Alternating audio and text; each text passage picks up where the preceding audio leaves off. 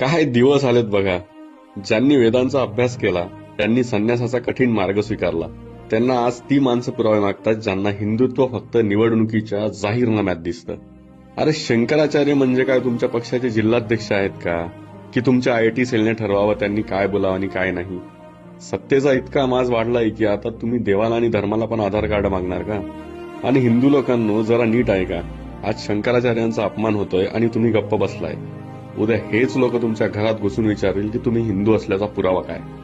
अरे नेत्यांची गुलामी सोडा आणि धर्माचे पाईक बना.